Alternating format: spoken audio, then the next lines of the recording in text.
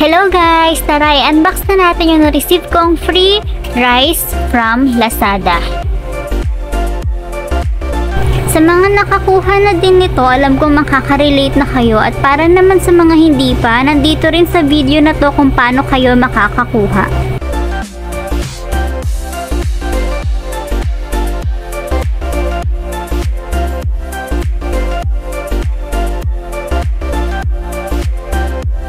Pagbukas nyo ng Lazada nyo, pindutin nyo lang yung account.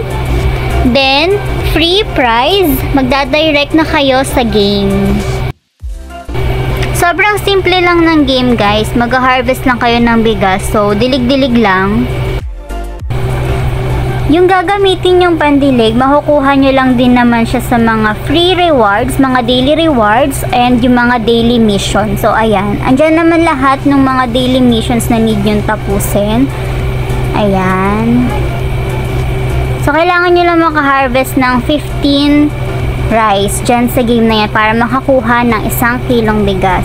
So, ayan. Sa group plat, meron ding mga free waters dyan. Mas mabilis kung meron kang kasamang friends or may mai-invite ka. Ayan, may additional din na water.